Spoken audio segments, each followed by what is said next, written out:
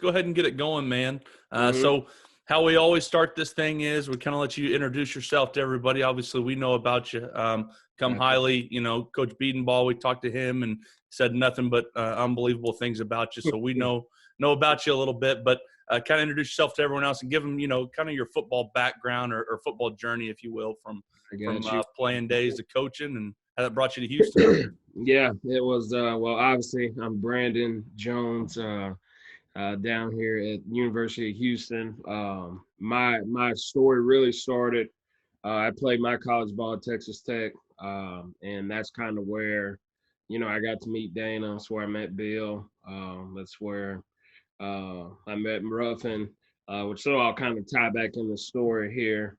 Lately, obviously, I met Cliff.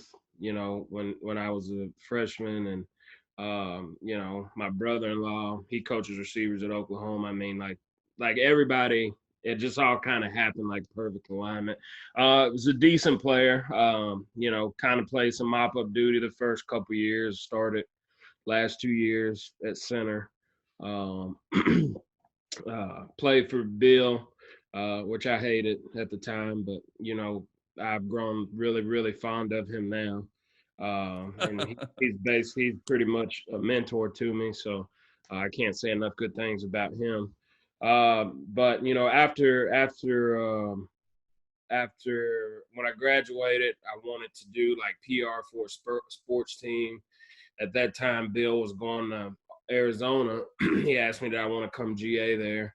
And I was just recently engaged. I got engaged, during the season. My wife was a teacher, a high school teacher at the time. So we stayed in Lubbock. Leach gave me an opportunity to be a graduate assistant.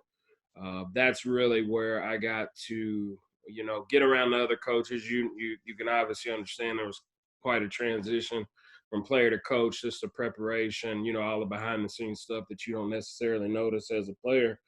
Um, and you had Ruffin McNeil there. You obviously had Dana there. You had Art Briles there at some point in my career. Like all these like top coaches. You obviously had Lincoln. Me and Lincoln are the same age, and we've worked together. But so Dana comes to me one day and he's like, "Hey, I've got a job opportunity for you." Or no, I'll actually tell you the first deal. So my first year GA, I guess BJ had left, and they flew me down for an interview, and that's when Jake Spavital picked me up. And this will really blow your mind. He picked me up from the airport, and that's where I first met Jake. And I was young. I was 23. I knew drills and stuff like that. I didn't understand game plan, and I just wing it. Hell, at Tech, we only ran the ball 4 times a game, so it didn't matter. Could really pass pro, and all that stuff. And didn't get the job. They actually hired BJ then. Excuse me. And I just wasn't down, but I thought I'd have a chance because me and Dana were pretty close from GA and all that stuff. And he calls me and he's like, "Hey, I've got a job for you at Sam Houston. You need to take it." He's like, "It's running backs, tight ends." I'm an O-line. I was like, "I'm not taking that. That's stupid. I'm not doing it." And he's like, "You're going to do it." So I ended up going to Sam Houston, and like Ruffin, McNeil at the time. He prepared me. Did like a mock interview with me. He was a defensive coordinator at the time. He didn't have to do that. I think he played for my flight there. So Ruff's always been, a good part of my journey too. Go to Sam Houston. We had really good ball security. I can tell you that much. And I had to coach returners, which I didn't return any punts or kickoffs, but In your life. I think that helped me. It was a different kind of scheme, kind of a weird deal. We get fired in 6 months. So my first full-time job, get fired in 6 months. I was actually going to do quality control with Dana when he went to Oklahoma State. So I went to Oklahoma State for about 2 or 3 days. Graham Harrell came. Jake was still, Dana's like right-hand man. Hell, I spent the night at Jake's grandma's house that night. And Ruffin I knew he'd got the job at East Carolina, just kind of a matter of time. I'm 24 at the time. He offers me on my first, full-time job there. We go there. Um, and it's me and Lincoln, basically. Lincoln's OC. And, we were there 5 years and, got some really, really bad coaching out of the way. It was kind of learning on the fly. At that time, I think we were vertical setting, thinking I was still at Texas Tech and we were just getting Mm-hmm. abused. So just my maturation, I think through that whole, those 5 years, you obviously got better. Lincoln got better. I got better. Lincoln leaves on a Monday to go to Oklahoma. I had interviewed at the convention for the cow job. They offered me basically the job on the spot, and I leave on a Friday. So after that, I went to Cal. I was there for 2 years. 1 year it's Tony Franklin. Learned a lot from him. The next year, we needed an OC, so I told Sonny Dykes at the time, who was also a coach at Texas Tech, who hired me. That's why it made sense to hire Jake, because I knew Jake. Jake was at A&M, or he just got let go at A&M, so it all kind of came full circle there. We got fired there. Jake's like, "Hey, I got you a job." He said, "Cliff's about to call you." I'm like, "That's my alma mater. Yeah, I'll go." My wife's alma mater, she's fired up. We go there. Had some significant improvements, first year. Got beat up the second year. We get fired from there too. So after that, got offered a few jobs. I actually took the job at North Carolina for about 3 weeks. And Dana calls me around Christmas. I'm in Dallas at the time, and he's just like, "Hey, I want you here." I'd give Dana so much hard time. I was like, "You've known me forever. You've never hired me." And it will be personal a lot of the times. Especially when we played him, like that was always circled on my schedule, just to kind of prove him wrong. But he called me. It just made sense. I didn't know Mac Brown. I obviously was thankful for the opportunity, but I didn't know him. And I've got 2 younger daughters, and we're from basically Dallas, and the grandparents are in Dallas, so it just gave me an opportunity to get back here and provide a little bit of stability. Well, that's the who's who of the air raid coaches that you've been around. I mean, Yeah. really. And then at East Carolina, you guys kind of set us up. I was actually at Houston, I think, when you were at East Carolina. You guys had set us up because we were still vertical pass setting, and we the first year, my freshman year, we beat East Carolina pretty badly. But then we went to East Carolina, and our offensive line got abused. I personally got abused by some of those defensive ends. They're doing the Lawrence Taylor. We were turning. They were throwing us past. Yeah, no doubt. And what a place. I mean, that's a cool place. Yeah, that was one of that I should have gotten fired after that game. I mean, we gave up 9 sacks when we came down here. Really simple, and that's what I'm talking about, just your growth, I think, throughout your career. I mean, it was basic stuff. Like, this is like idiot-proof stuff, but I just my preparation, I mean, it was bare, and y'all kept plugging the mic, and we couldn't figure it out, and it's just poor coaching. But that was probably one of the worst games I've ever been a part of, and y'all just couldn't be stopped offensively. I guess that was Cliff calling the plays, and I mean, it was up and down the damn field, so it was rough. It was Cliff. Tyrone was still there at receiver, who's back coaching with you guys again, and so yeah, it was a cool year with a great quarterback, which always makes that offense really good, I think. But so how have you, going from the vertical pass set days, like you said, and that's kind of always the transition, I think, right now has been, you don't see that as often. How have you transitioned from that? What are some of those the reasons maybe that you have made that transition? Well, I personally think it's just based on what type of offense you run. Like Leach, they still do it. They're going to do it at Mississippi State. It'd be interesting to watch that, but he's really the only one. I think Tony Franklin still does at Middle Tennessee, but and I had to do it that first year when I got the Cal, and that's kind of probably what sold him on the fact that I could do it. I've seen it, I played in it, so we verticals at there, but I just didn't feel like we had enough power. The difference in that is we were so massive. You're 330, Some guys are 350, you know, so you can vertical set and shut down the bull rush. That my very, very first year at East Carolina, we just were in everybody's lap. And I just needed to transition. The other thing that got me is I had a tackle at East Carolina. He ended up going, I think, went to Chargers.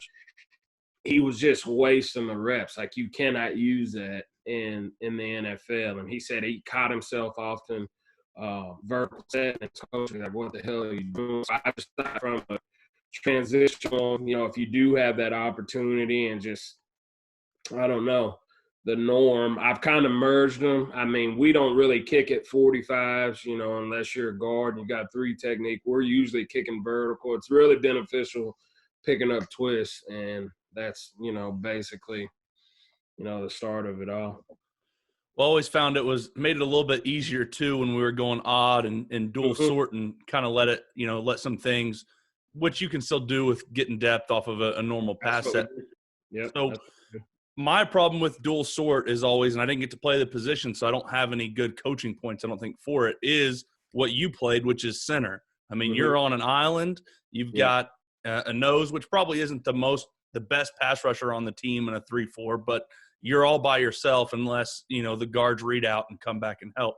Absolutely. Do you have any tips? Do you have any hints? What are you telling your center? Because even, you know, there's even times that I'd like to tell them, hey, jam set them, get on them right now. But now we're on different levels, and now we've got a twist, and it makes it tough. Yeah, you always, I mean, I try to get them to just kind of kick vertical for about 2. Just so they don't get beat right away, you know, and all you're really going, I teach the guards their reads, and you're probably the same, it's back or B-gap nose. That, and I usually, and this is probably something that a lot of people don't do, is, you know, everybody's like, my eyes were there. So, and for our run game stuff too, I put a long stripe on their practice helmet so I can see like the progression, you know what I mean, with their eyes. So that's helped me. And I really just try to tell the center, just draw a tie, you know, buy yourself enough time for the guards to come help. You know, if you're on smash, they're on, you know, saw something like that, you're obviously by yourself. But that's basically, you know, what I did. It helped me. You know, I had probably the 2 best guards to ever play in Lubbock. And I mean, they're 10-year NFL vets. So, I mean, they went through those reads pretty quick, and they were coming. So I'm just posting them, and the guy's going to get killed anyway. So from either side. I'd never heard, Coach, of the stripe in practice. Is that just something that you put on the offensive line? I mean, you just ask the managers to put on the offense. I love that idea, but it seems so simple. But I've never thought of it. Yeah, and you know, my favorite run play, which Dana hates, which I'm working on slowly but surely, is outside zone. So that just makes sure I can, you know, if we're watching the back end, I can see them checking the B gap, overdoing the B gap, or even from a pass protection. I think it helps a lot in odd, but like in the you know, the man slide type deal, are you staying in your B gap? So that just helps you reiterate my points when I'm making correction. Okay, Coach, so go ahead, Walls. I was just going to ask him a quick question about, you know, the center, when you're talking about, you know, he takes his quick 2. Is he then going to play with a stagger, or is his feet, you know, going to be pretty much parallel so he can go either direction? In an odd front, it's usually parallel.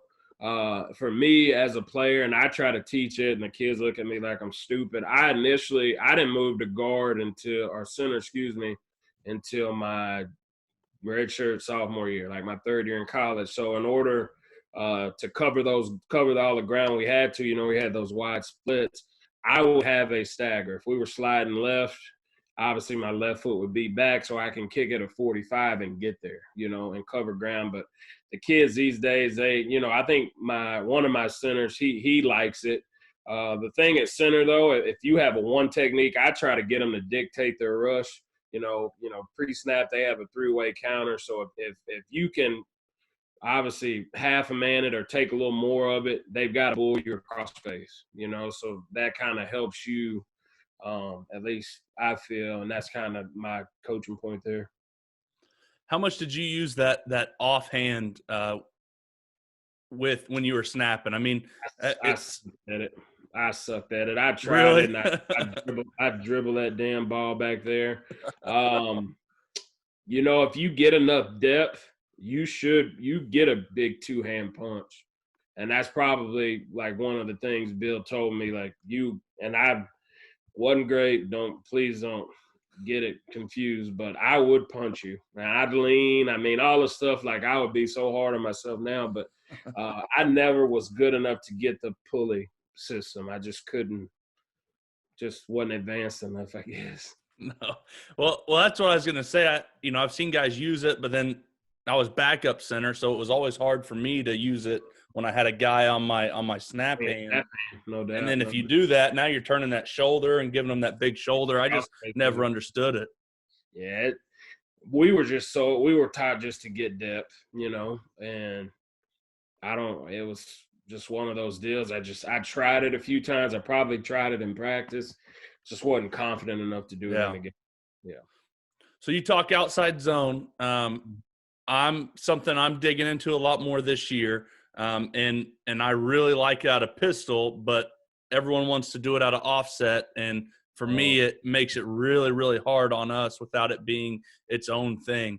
Are you guys are you wanting to do it out of both? Do you like it out of offset? What are some of maybe some things you can help me with when we're doing it out of offset?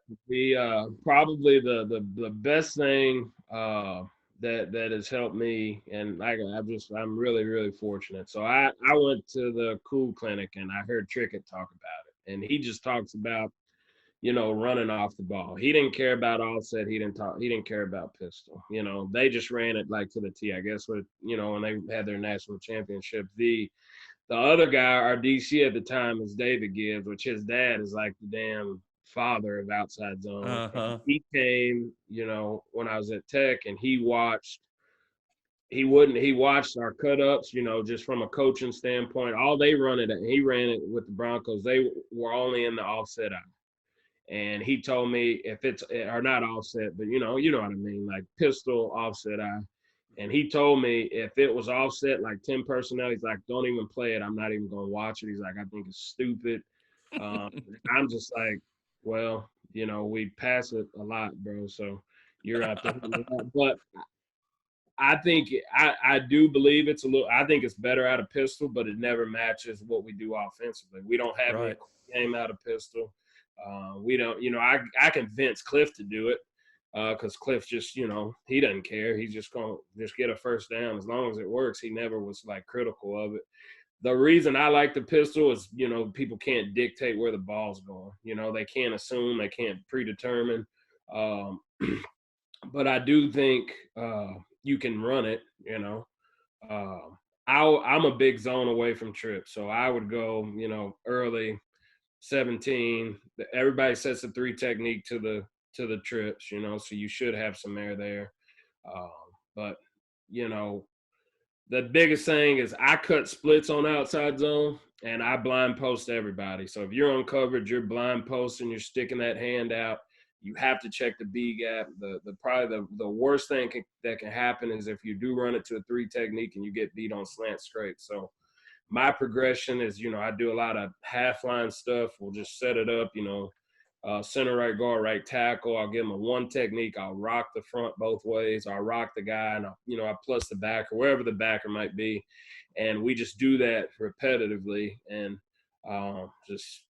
you just get better at it. My GA, he does the backside of it. He's opening up, ripping the wind. We cut on the pad.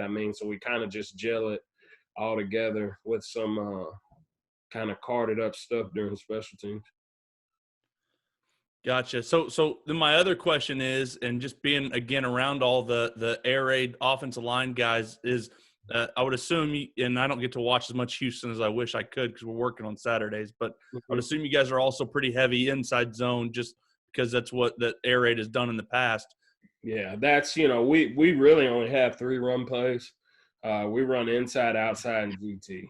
And we really I bet GT is our top play. We were all our runs statistically were over like 5.5 yards per carry. Now we struggled throwing the ball, which we were correcting in spring ball, but this is the best I've ever run the ball in my career. And Dana's kind of morphed as opposed to when, you might have seen him in the past.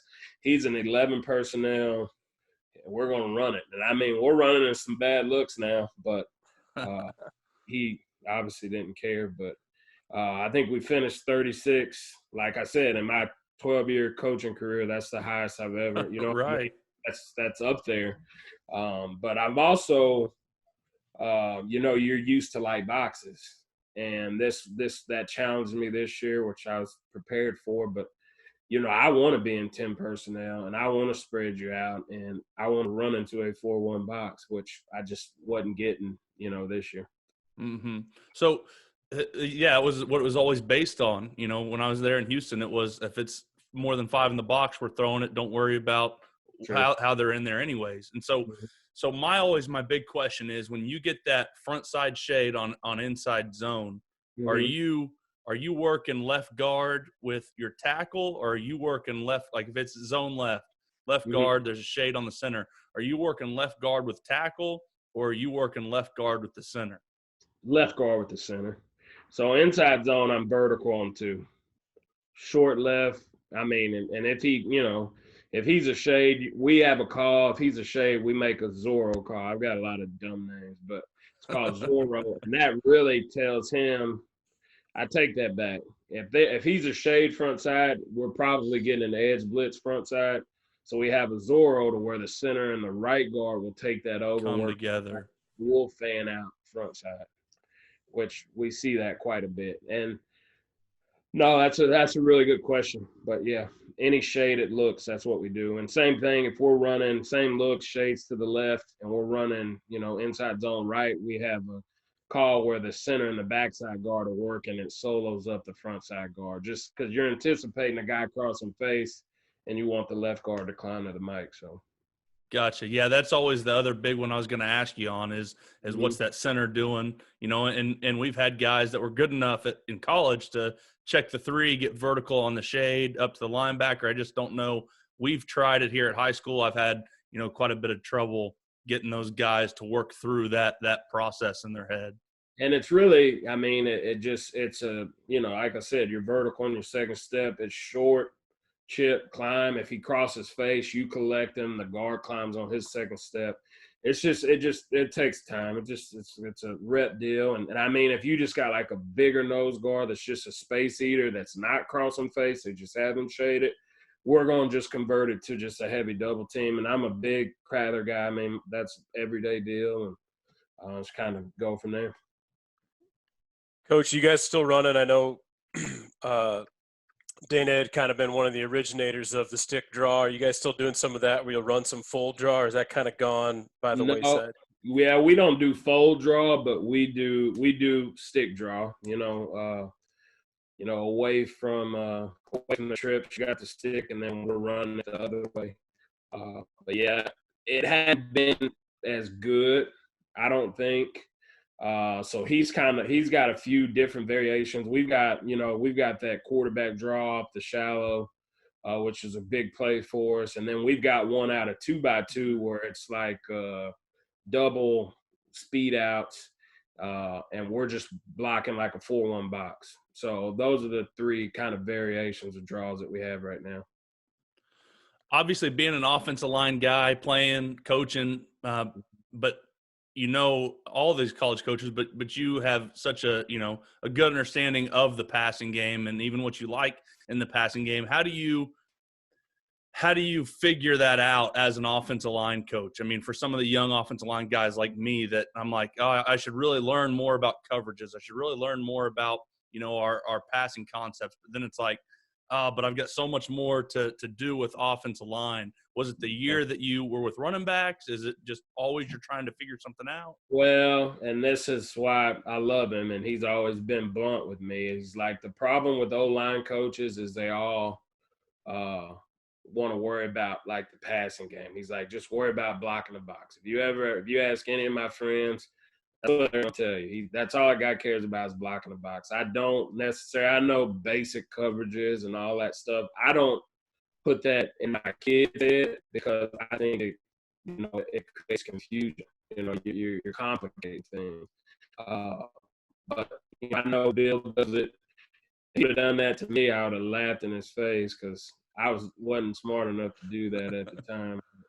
Um, you know, the difference just throughout the years, we all kind of morphed into playing fast. So I couldn't ask the guys to read safeties, read the backers' demeanors, all these. If we're trying to, especially with Cliff, we ran down 90 plays a game. So That's wasn't right. fair to them. So you're just trying to, you're constantly, and I think for myself, you know, if you simplify it, they're confident.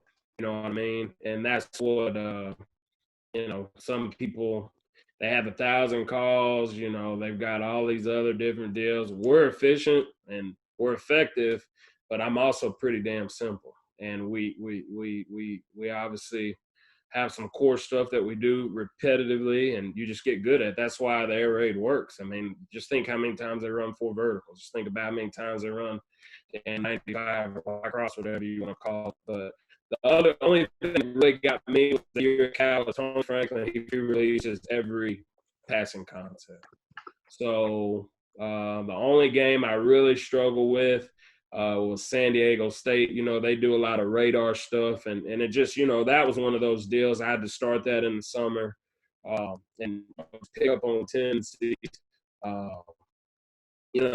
as far as empty protection, at least at the time, if we were truly empty, I just do a boundary field breakdown, and that's where I tell them to start. You know what I mean? If the field percentage is extremely high, we'll start to slide to the field and just kind of go from there. But it's all based on what they give you and just kind of move from there. But just study the game.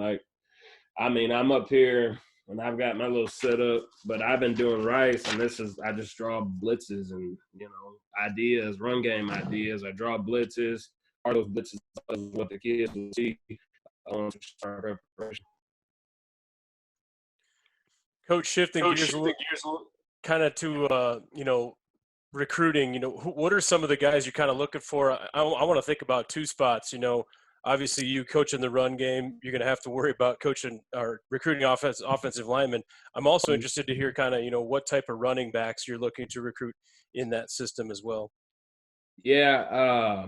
The guys that have been, and I've kind of changed obviously throughout the years, you really want just tight ends, that can't do it, that can put 30 pounds on, put 40 pounds on, and just be a monster. I mean, if you look at all the tackles in the NFL, that's what they are. They're just converted athletes.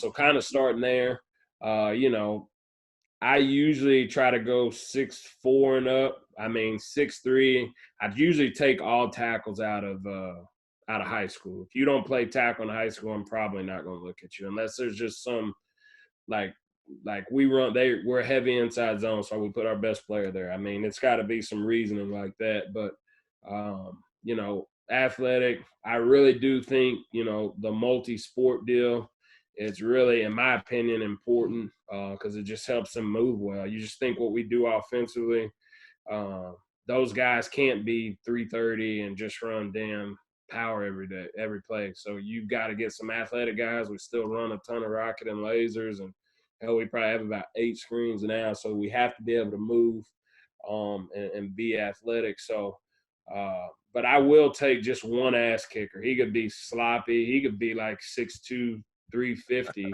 but at least I know he's going to knock some people's ass off the ball, So it's not an exact science. Fortunately, you're usually able to take 5. If you can hit on 3, hell, you're excelling. But I mean, you can't go over in a class, and that's kind of what it is. The running backs, I think it's changed quite a bit. We all used to want the little scat backs, but I mean, we've got like some damn, like our 2 running backs are probably 210, 215. Like 5'11", like they can do it all though. I think back then, I think you guys had Charles Sims. Charles Sims was tiny, but he could roll and he could catch the ball. He could do all that stuff. So we have a change of pace type back, but we also have, with us being more of a run first offense, at least now, I think we have about 3 backs that are about the same stature that can run in between the tackles. Yeah, and I mean, the cool part about, being at Houston is there's 3 pockets at the very least in Texas that, I mean, you guys wouldn't have to leave those 3 pockets. You wouldn't have to leave Houston if all the kids wanted to come to Houston, but at the very least, Houston, Dallas, and that East Texas area, it's unbelievably saturated with just unbelievable talent coming through. I mean, I get there at Houston and almost whatever many 25 recruits we had, 20 of them it seemed like were from Dallas, Houston, or East Texas. Absolutely, and that's kind of our big emphasis. That in the New Orleans area, but we all we have 10 coaches now, so we can kind of spread it out pretty good. The good thing for me is I've got Dallas, which Dallas is home, and I kind of have my little corridor that I know damn everybody, but I also have to go see all the offensive linemen. So I think from a position coach, I think it's a can't miss. You develop a relationship with the kids. I'm not asking, the receiver coach, well, how's this O-lineman? No, I'm going to go actually see for myself, trust my judgment, my gut, and just the relationships that you develop with the kids. When there's red flags, just damn that. That kind of rubbed me the wrong way. Why would he say that? And that's kind of like, well, hell, maybe that's what type of person he really is. So I think if you have the ability just to recruit your position, you're not going to recruit, you're not recruiting just stars and, status. You better get some damn players that can play because it's your livelihood. Well, Coach, this year, you worked with I'm sure the gamut of different kids from, freshmen just coming in to a kid that goes in the 3rd round, which, I was hoping he'd go 1st round, but a kid I swear he was, but it was crazy to me. But anyways, a kid that's drafted, which doesn't happen at Houston very often on the offensive line for sure. I mean, it's happened before for sure, but it doesn't happen as often as the skill kids get drafted at Houston. And so working with a kid of that caliber of an athlete, and then you're also working with some freshmen that are great, I'm sure, on as well, but a huge, span. How do you work with, that's the group of starters and your group of rookies coming in the fall practices, going into the season? How do you get your old guys from being not bored and getting them better, but not making it, senior level, algebra on your rookies coming in, trying to learn the system? Yeah, I think it's my graduate assistant, he played for me. He's known me forever. I usually make the freshmen meet with him individually, and you kind of double it up. So they meet with him, and then they come kind of to the older guy meeting like in the afternoon. So you're constantly trying to, speed up the process.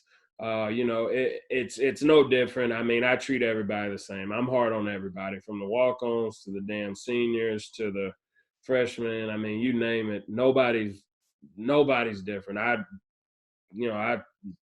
MF Josh so much and everybody. And I mean, as long as there's no favoritism, everybody's going to be treated fair. I think, and just the open competition deal, it obviously helps from a preparation standpoint. Once we started rolling, I only roll like a top 8, and you ask me, how do you keep kids from getting bored? Hell, I make them play multiple positions. So you'll never have it all figured out. And I think, I'm a big walkthrough guy, like that notebook I just showed you, like all of these blitzes, we will run these. We get a 30-minute special teams period, and it's about, it's helmets off. It's more the mental part of it, and there I'll have my top 8 guys roll. So I always have a backup center. I've got a swing guard. I've got a swing tackle. And that way, if there is injury throughout the game, there's still some type of chemistry with the guy next to you. You know what I mean? And I think at least until we really, really got beat up, that helps you sustain, some consistency up front, because you just have to be prepared for it. And that's kind of my approach to it. Coach, I love that. It was one of the things I did as an O-line coach too. Just like you said, shuffling those guys around and learning spots. I'm always curious to find out, how do you kind of find your backup center? Is it something you guys, take volunteers? Do you make everybody kind of snap before practice? I'm always interested to hear that because, again, obviously when you're in the gun, it's huge. Yeah, it's so we really have 4 centers, and uh I've gotten burned on it. Hell, I got burned on it this year too. So my first time was at East Carolina. We had a kid, he just flat out quit. We beat NC State. He was playing well. He just flat out quit. One of those deals. The next kid, he gets in there. The little guy wasn't really great. He wasn't eligible to play in the bowl game, so I had to move my left guard to center. And he couldn't figure out the snap count. I mean, it was a bad day. And I promised myself I would always have 4 centers. So, and this year this happened again. Our starting center tears his shoulder up on a cut drill on a Sunday. So luckily we had a kid that I had already started to prepare to play center, Jack Freeman, which he stepped in and played decent, played well at times. And then I knew, there's a possibility, well, what happens if Jack goes down? So I trained Keenan Murphy, who's our left guard, to start snapping like right when Braylon gets hurt. So Jack gets a concussion, can't play Tulsa. Guess who starts at damn center? Keenan. And we actually won. So, and then I had a true freshman that, that was obviously available, just wasn't confident in putting him in right now. But always, I think it's important you have 4. And I mean, will that happen every year? No, but at least you have a solution and you're prepared for it. Coach, you moved from guard to center. Do you have any technique or any tips for center snapping? The only guy that was my best friend at Houston, he got moved to center. And he just went with I'm going to snap it 2,000 times, and eventually he ended up hitting it where he needed to hit it. You have any good things to tell guys? That's always been my approach because that's how that guy did it. Absolutely, it's repetition. So, like I said, we have this thing called snap school, and they'll go snap 300, 400 yards a game. It's a snap. Walk up 5, snap, walk up 5, snap, walk up 5. Now, what's important is I make whoever's catching their snaps, they've got a hold, and it's got to be right there. If it's high anywhere, you're not moving. You can't advance. So they do that, but there's no other way to figure it out other than repetition. And I'll never forget this. Leach comes out there, and he's like, I don't get why you're struggling snapping. And he demonstrates it for me. And I'm like, you're a fucking idiot because you don't have a 300-pound person in front of you. And he just couldn't. He's like, it's not that hard. It is. And so I had a really bad problem with snapping going left. And I actually snapped it 30 yards deep in a game. I mean, over the quarterback's head. It was just high heat. But I think getting your wrist taped so you can't – this is what kills people. So I want to say my junior year, I wore a brace to where I couldn't flick it. And, I mean, there's just stuff like that. If your wrist is locked, you should be okay. But taping it, over-taping it, I think will help you. Now, a lot of people, they've gone to the dead ball snap, which I think Keenan did throughout the game. It kind of hurts my pride, being a center, if I can't get a kid to snap, the damn normal way. So, but we have had to do it, and it's, what it's like. It's just whatever works to help the team. That's exactly right. That's a good point. It hurts my pride just to even have the kids work on it. But if you have to, you have to. My senior year, I was the backup center, and I only had to snap once because the center's helmet came off or whatever. But what I didn't tell the coach, which, was I had taped up my gloves were taped up on both hands. And so then I go into center, and I'm like, what am I supposed to do? I always assumed I'd be able to cut it off, during, whatever. Nope, send me over, and I just prayed and snapped it back there. Yeah, man. I'm a big, no glove guy, and then you just have to do what you do in practice, and if, I don't let them, the centers, they can't wear gloves because you got to be able to lick your fingers and use your towel and all that stuff. And that's just kind of a, pet peeve of mine. Do you guys put? I know you keep it a little more simple. You know, you said is not simple is not the good word, but easier for your kids so they can play fast. Do you still put a bunch on your center like traditionally air raid kind of has in the past? Absolutely. The centers are the quarterback, and when things aren't going right, they usually get, the blunt of it. Now they are also the group, and I meet, those four kids, even all of them, even the backup center. On Mondays we watch the blitz tape together before the rest of the group does. On Tuesday they end up watching it again. But we usually meet daily just so we can, they're thinking like I'm thinking, and, just seeing the specific looks, like how should we target this? What should we call? What front should we call here? All of those things. So, yeah, they're always, they're the most important part of the puzzle, in my opinion. Coach, you get all four of those guys then, I don't know, start of practice, zero period or whatever. Are they doing that, during noose, or are they doing it just, you give them a play and they got to take their steps? How do you get those guys taking extra snaps with the QBs? Yeah, so it's really pre and post. We usually start as an offensive line maybe 10, 15 minutes before the rest of the team. So, and that's not very tiring. That's just some everyday drills that I believe in. But once new starts, they go over there and snap. Now the transition, like for the center, I knew that was an issue this year. So we might even get there before everybody else, and they might just go 5 minutes of snapping, and I'm just calling the plays. I'm inside zone right, inside zone left, or sliding left, sliding right, vertical set, all those different things, just so they can all be on the same page. And it's the same deal, post practice, at the end of practice. I do think it's important, which it just scares me. It just gives me damn nightmares. We always get about 5 under center snaps, pre and post too. And I know we don't do it a lot, but I feel a lot better about it, investing the reps in it. That's exactly right. So I'm assuming you guys do some one-on-one pass pro like most teams. Do you have any creative or cool way that you guys do it? I know I've been with plenty of different coaches that everyone's got a set. They point at people, or just the tackles are going, just centers of guards. How do you guys go through your one-on-one pass pro? Yeah, we really just go left guard down. Left tackle, left guard, center, right guard, right tackle. And then we start it up. We'll roll the second group in. I'm encouraging them to obviously set on air.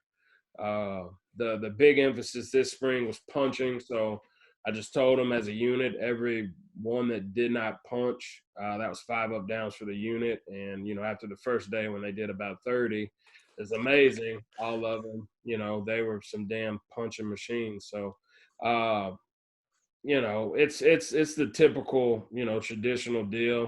D lineman's gonna probably bull you with no pads on, stuff like that. But try to be critical. I'd probably take a different approach.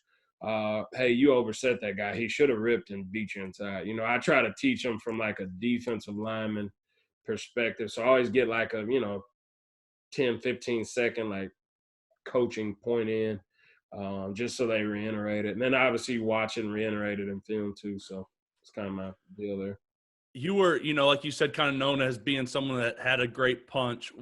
What do you do as a coach or even as a player to work that timing? Timing was something that I just never had as a player. I don't really know. I know through one-on-one reps to know when the timing's off. I just don't know a great way necessarily to work that timing with any drills that aren't full speed one-on-one pass pro.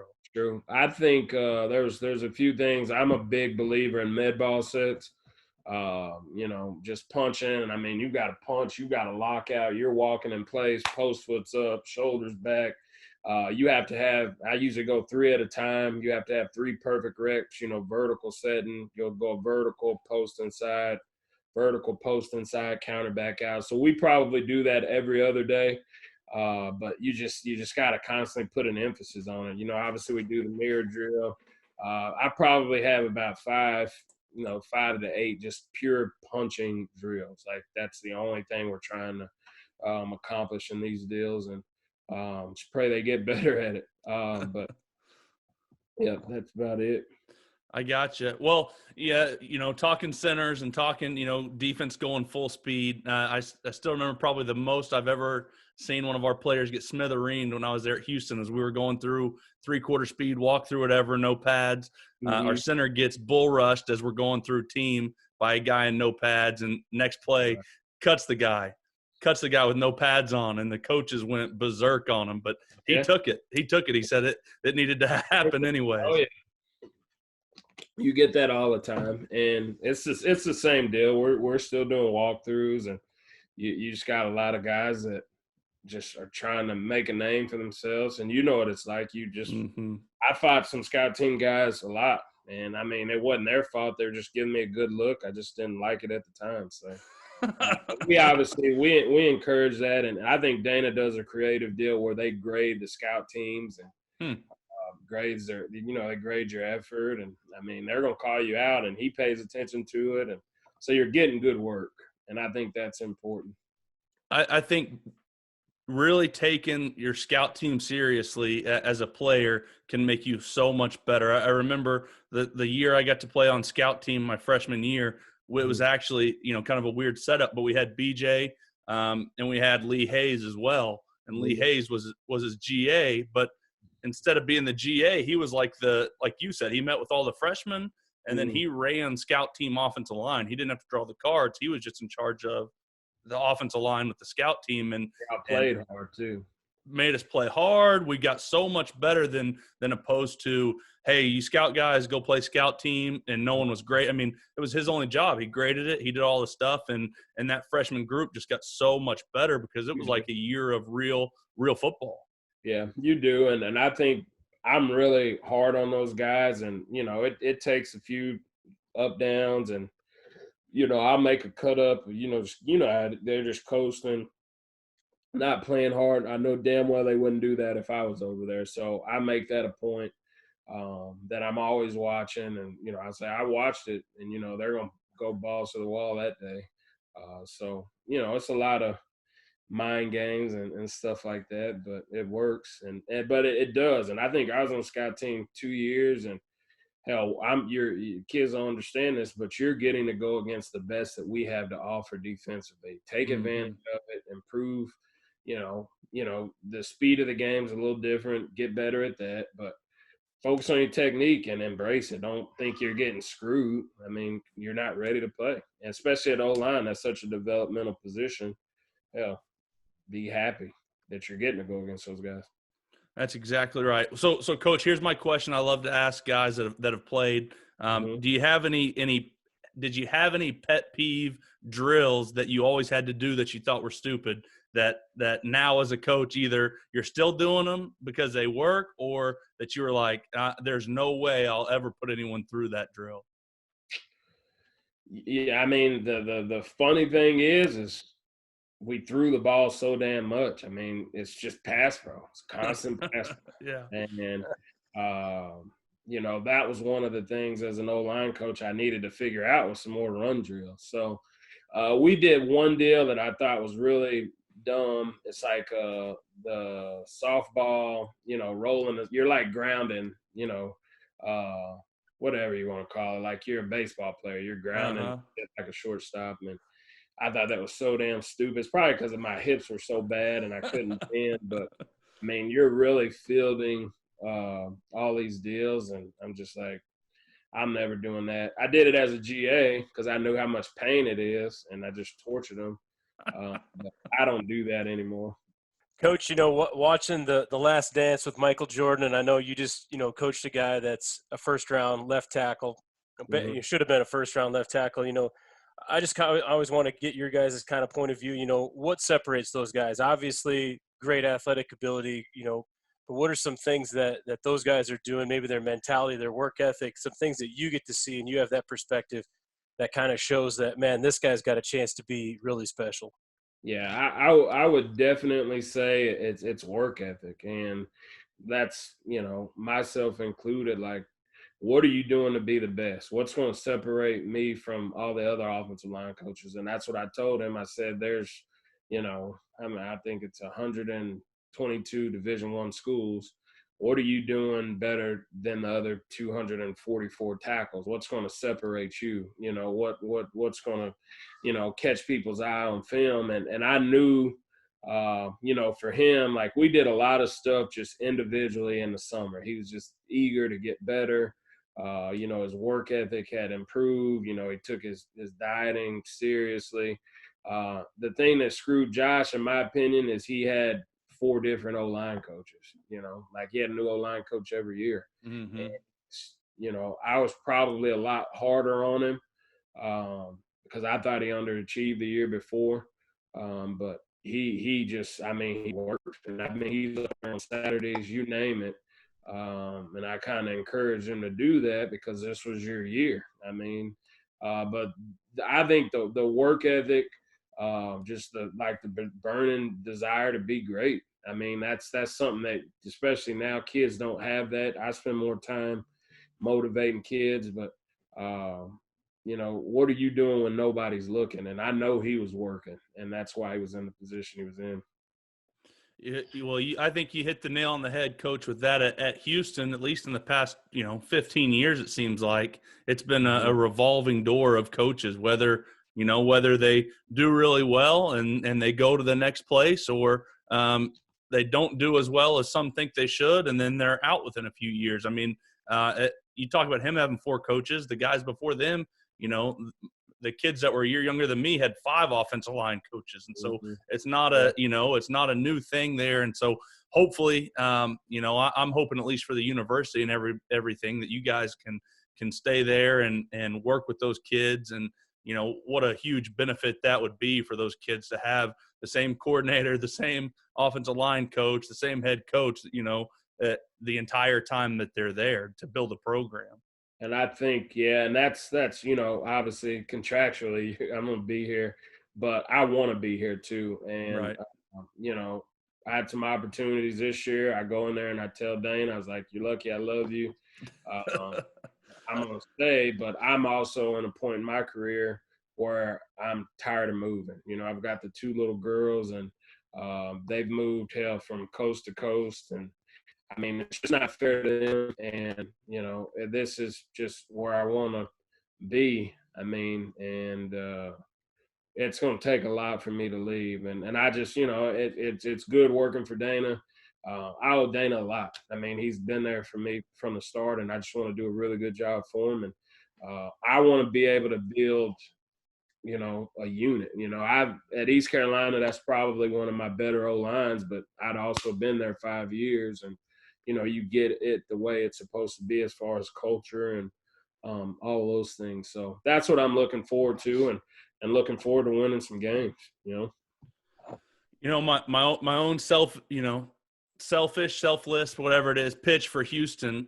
It was such a cool place to be at, and the cool part for some of these kids is that it's even nicer, 20 times nicer than it was 6 years ago, with the indoor, with the stadium, with all that stuff. It's so amazing for those kids. But the part that I loved about being there is you kind of had to be a little bit tough to live in that area, to get around. Even just talking about the heat, the heat, you had to live through that. I used to live over by Hobby Airport. I don't even know if they still have those apartments, but they're, for $395 a month. So it was a grimy place in Houston, but it was just cool to tough through all that stuff, and you felt really good about where you were. And now it's, like I said, I'm sure 50 times nicer. I haven't got to be down there in a while, but so many good things for those kids that I'm excited to see you guys work through that the next several years. Yeah, absolutely. And I think it's, just the amount of resources that we do have here. And I've been, enough places, and it doesn't even compare, in my opinion. And that's how I knew they were serious. Obviously, getting a winning Big 12 coach to leave and come here, and hell, if I didn't feel obviously confident about the situation or Dana, I would have stayed at North Carolina. So I just think it's the trajectory of this place is like through the roof. Basketball's doing well, track is always good, and I mean we'll get football going here too. Well, Coach, rolling up on an hour, I want to let you go. But last thing I like to ask guys before we cut them loose is when you're watching another team's offensive line, what's some things they'd be doing that would make you think highly of their offensive line coach?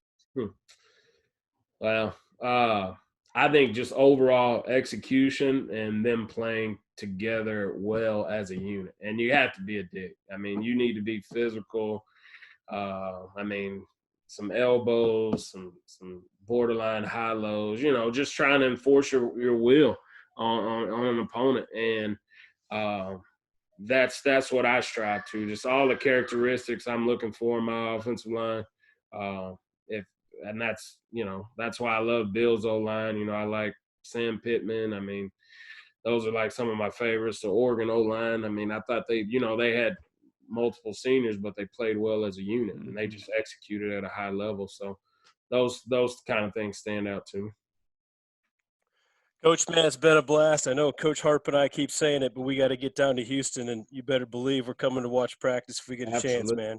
Absolutely. You guys are more than welcome, man. Just let me know.